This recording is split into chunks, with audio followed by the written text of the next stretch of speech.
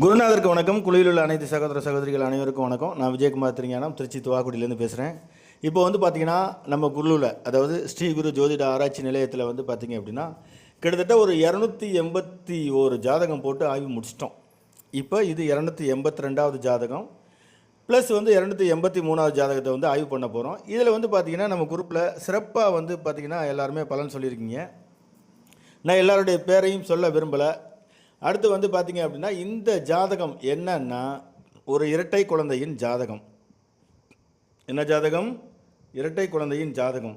இந்த ஜாதகத்தில் நம்ம என்ன கேள்வி கேட்டிருந்தோம் அப்படின்னம்னா, இந்த ஜாதகத்துக்கு உள்ள ஒற்றுமை என்னன்னு சொல்லி நம்ம தனித்தனியாக இந்த ஜாதகத்தை போட்டு கேட்டிருந்தோம். 2 பேரோட ஜாதகம் போட்டு இந்த ஜாதகத்துக்கு என்ன ஒற்றுமை, தற்பொழுது எங்கே இருக்கிறாங்க அப்படிங்கிறது மட்டும் தான் கேள்வி கேட்டிருந்தோம். இந்த ஜாதகர் பார்த்திங்கன்னா 19/5/1999 பிறந்திருக்காங்க. சரிங்களா? இது டுவின்ஸு. நல்லா கேட்டுக்கங்க, இது டுவின்ஸு. ஒருத்தவங்க பிறந்திருக்கிறது 3 மணி 1 நிமிஷம் PM. ஓகேங்களா? மிதுன ராசி, புனர்பூச நட்சத்திரம், லக்கணம் பார்த்திங்கன்னா கன்னி லக்கணம். கன்னி லக்கணம்.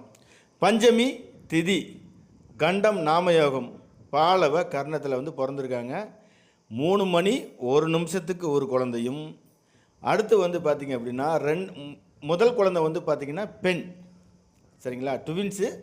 முதல் குழந்தை பெண்ணு, 2வது குழந்தை பார்த்திங்கன்னா ஆண். அதே தேதி தான், 1 நிமிஷம் முதல் குழந்தை, அடுத்து 3 மணி 2 நிமிஷம் 30 செகண்டு பார்த்திங்க அப்படின்னா 2வது குழந்தை. நான் 30 நிமிஷம் பார்த்திங்கன்னா அது 30 செகண்டு கேபியில் டைம் கரெக்ஷன் பண்ணியிருக்கேன். ஆக்சுவலாக அவங்க கொடுத்த டைம் 3:1க்கு முதல் குழந்தை பெண் குழந்தை, 3:3க்கு 2வது குழந்தை ஆண் குழந்தைன்னு சொல்லி கொடுத்துருந்தாங்க. ஒரே ராசி, ஒரே லக்கணம். இதில் நம்ம குழுவில் பார்த்திங்கன்னா சிறப்பாக பலன் சொல்லியிருக்கீங்க. உங்கள் எல்லாருக்கும் ஒரு மிகப்பெரிய ஒரு நன்றியை தெரிவிச்சுக்கிறேன். அடுத்து இந்த ஜாதகத்தில் எங்கே மாறுபடுது அப்படின்னு பார்த்திங்கன்னா லக்கண புள்ளியில் தான் மாறுபடும். பாரம்பரியத்தில் பார்த்திங்க அப்படின்னா முதல் குழந்தைக்கு 2வது குழந்தைக்கு பார்த்திங்க அப்படின்னா அதே லக்கணம், கன்னி லக்கணம், 15.39 செகண்டில் கன்னி லக்கணத்தில் விழுவும்.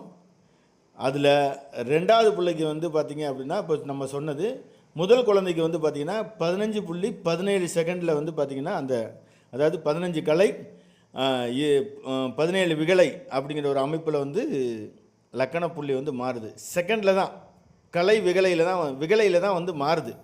சரிங்களா? இதில் என்ன ஒரு அமைப்பு அப்படின்னா, அந்த முதல் குழந்தை பார்த்திங்கன்னா இப்போ வெளிநாட்டில் இருக்குது. அந்த பொன் குழந்தை 2மே ட்வின்ஸு, ஒரே தாய்க்கு பிறந்தவங்க, ஒரே டைமில் பிறந்திருக்காங்க. பாரம்பரியத்தில் ராசி லக்கணம் மாறலை. ஆனால் என்ன அப்படின்னா இந்த பெண் குழந்தை இப்போது வெளிநாட்டில் இருக்காங்க. அவங்க பார்த்திங்க அப்படின்னா 2 டிகிரி படிச்சிருக்காங்க. சரிங்களா? அவங்க படிப்பு வேறு, ஆர்ட்ஸ் சம்மந்தப்பட்ட லைனில் படிச்சிட்டாங்க. ஓகே. 2வது குழந்தை ஆண் குழந்தை. சரிங்களா? அந்த 2வது குழந்தை என்ன படிச்சிருக்காங்க அப்படின்னு பார்த்திங்கன்னா அந்த ஆண் குழந்தை உள்நாட்டில் இருக்காங்க. அவங்க படித்தது பார்த்திங்கன்னா மருத்துவம். சரிங்களா? இதுதான் இந்த 2 குழந்தைக்கு உள்ள வேறுபாடு. நம்ம குழுவில் ரொம்ப சிறப்பாக பலன் சொல்லியிருந்தீங்க. உங்கள் எல்லாருக்கும் ஒரு மிகப்பெரிய ஒரு நன்றியை தெரிவிச்சுக்கிறேன். ஏன்னா ஒவ்வொரு ஜாதகமும் ஒவ்வொரு மாதிரி வேலை செய்யும். சரிங்களா? இப்போ நான் சொன்னது ஜென்ரலான ஒரு ப்ரிடிக்ஷன். இப்போது நம்ம கேபி முறையில் இந்த ஜாதகம் எங்கே வேறுபடுது அப்படின்னா 2 பேருக்குமே லக்கண புத்திநாதன் பார்த்திங்க அப்படின்னா குரு தான். அந்த குரு மூலத்தொடர்பு, அதாவது மூலபாவத்தில் 1, 3, 5, 7, 9 வச்சுக்கிட்டு பெண் ஜாதகத்தில் நின்ற நட்சத்திரம் புதனாக நின்ற உபநட்சத்திரம் சனியாக வருவாங்க. சரிங்களா? அப்போ 1, 3, 5, 7, 9 வரும் பெண் குழந்தைக்கு. இறுதி தொடர்பு ஒற்றைப்படை தொடர்பு, லக்கண பாவம். நான் சொல்கிறது லக்கண பாவம் மட்டும்தான் பேசுகிறேன், வேறு எந்த பாவத்தையும் பேசலை. கேபியில் பார்த்த உடனே ரெட்டை குழந்தை ஜாதகத்தை கண்டுபிடிக்க முடியுமானா ஈஸியாக கண்டுபிடிச்சிடலாம். அந்த பாயிண்ட் புள்ளியில் தான் வேறுபடுது. சரிங்களா? அப்போது முதல் குழந்தைக்கு ஒற்றைப்படை பாவத்தில் வச்சுருக்கு. 2வது குழந்தை பார்த்திங்கன்னா ஆண் குழந்தை. அந்த குழந்தைக்கு அதே குரு என்ன வச்சுருக்காருன்னா 1, 3, 5, 7 மட்டும் வச்சுருக்காரு. நின்ற நட்சத்திரம் புதன் 5, 6, 8, 12 சனி வந்து என்னத்தை அது புதன் என்ற உபநட்சத்திரம் வந்து பார்த்திங்கன்னா சனி 9 கையில் வச்சுருக்கு. இறுதி தொடர்பு வந்து பார்த்திங்கன்னா 6, 8, 12. நம்ம கேபியில் இந்த தேவராஜ் ஐயா சாஃப்ட்வேரில் மிக துல்லியமாக அப்படியே அக்யூரேட்டாக காட்டும். நம்ம பார்த்தோன்னா பலன் சொல்ல வேண்டியதான். வேறு எந்த விஷயமும் இங்கே நம்ம பண்ண வேண்டிய அவசியம் இல்லை. 6, 8 தொடர்பு 6, 8, 12 ஈஸியாக ஒரு மருத்துவம் படிக்கிறாருங்க. பாருங்கள், இங்கே நான் வந்து ஆளும் கிரகத்தை ரோலிங் பிளானட் வந்து நான் செட் பண்ணவே இல்லை. போட்டேன், ஒரு 30 செகண்டு, அதாவது 30 செகண்ட் மட்டும் குறைச்சேன், அது அப்படியே வந்துச்சு. குரு சனியில் வந்துச்சு. அங்கே சனியை வந்து பார்த்திங்கன்னா அங்கே அன்னைக்கு நான் பார்த்த கோச்சாரத்துலேயும் வந்து பார்த்திங்க அப்படின்னா வந்து அந்த சனியை வந்து அங்கே தொடர்பு கொள்வார். ஓகேங்களா? இந்த ஜாதகத்தில் இதுதான் கேள்வியாக இருந்தது. இந்த ஜாதகத்துக்கு ரொம்ப மிக சிறப்பாக வந்து எல்லாருமே வந்து பலன் சொல்லியிருக்கீங்க. பாருங்கள், இரட்டை குழந்தை ஜாதகம். ஒருத்தர் உள்நாட்டில் இருக்கார், ஒருத்தர் வெளிநாட்டில் இருக்கார். ஒருத்தர் படித்த படிப்பு வந்து வேறு, இன்னொருத்தர் படித்த படிப்பு வந்து வேறு. பெண் குழந்தை வந்து ஆர்ட்ஸ் சம்மந்தமாகவும், ஆண் குழந்தை வந்து இங்கே மருத்துவம் சம்மந்தமாகவும் படிச்சுட்டு 2 பேருமே மாஸ்டர் டிகிரி படிக்கிறாங்க. அந்த பொண்ணு மாஸ்டர் டிகிரிக்கு வெளிநாடு போயிடுச்சு. இந்த பையன் மேலே வந்து எம்டிஎஸ் படிக்கிறதுக்கு வந்து மேலே படிக்கிறதுக்கு இப்போது எக்ஸாம் எழுதிக்கிட்டு இருக்காப்புல. இது தாங்க இந்த ஜாதகத்தோட நிலவரம். சரிங்களா? ஒரு ஜாதகத்தில் பார்த்தோன்னே நம்ம எப்படி கண்டுபிடிக்கலாம் அப்படிங்கிற விஷயத்த நம்ம பார்த்தோன்னே கண்டுபிடிச்சிடலாம். அதே நேரத்தில் பாரம்பரியத்தில் ஏன் கண்டுபிடிக்க முடியாதுன்னா கண்டிப்பாக கண்டுபிடிக்க முடியும். ஏன் முடியாது? எல்லா மெத்தட்லேயுமே முடியும். நாடி மெத்தடில் ஒரு முறை. சரிங்களா?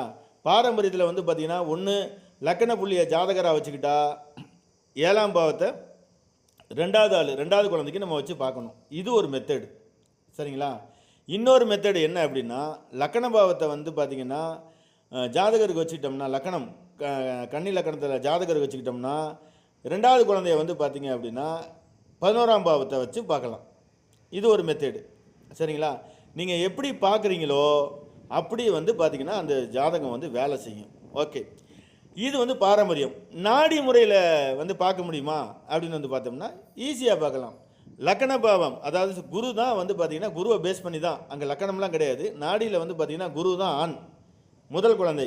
2வது குழந்தைக்கு யாருன்னு வந்து பார்த்திங்கன்னா செவ்வாய். அப்போ முதல் குழந்தைக்கு குருவை லக்கணமாக வச்சு பார்க்கணும்.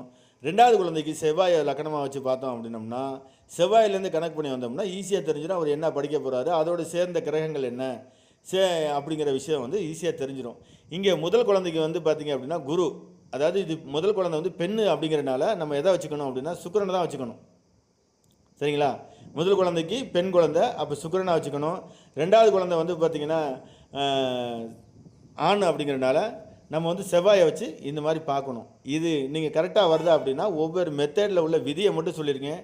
நான் பார்க்குறது ஃபஸ்ட்டு பார்த்திங்கன்னா கேபியில் தான் ஃபஸ்ட்டு எடுத்துக்குவேன். அதுக்கப்புறம் தான் வந்து பார்த்திங்கன்னா பாரம்பரியத்தை எடுப்பேன். 2மே நான் வந்து மிங்கிள் பண்ணி தான் பார்ப்பேன். நாடி முறையும் பார்ப்பேன்னா நாடி முறையும் பார்ப்பேன். சரிங்களா? நம்ம குழுவில் ஸ்ரீ குரு ஜோதிட ஆராய்ச்சி நிலையத்தில் இந்த ஜாதகத்தை போட்டு அந்த ரொம்ப சிறப்பாக வந்து போயிட்டுருக்கு. 282 மற்றும் 83வது ஜாதகத்துக்கு பலன் சொன்ன அனைத்து சகோதர சகோதரிகள் அனைவருக்கும் மீண்டும் ஒரு முறை நன்றியை தெரிவித்துக் கொண்டு உங்களிடம் விடைபெறுகிறேன். விஜயகுமார் திருஞானம், திருச்சி துவாக்குடி. நன்றி, வணக்கம், வாழ்க வளமுடன்.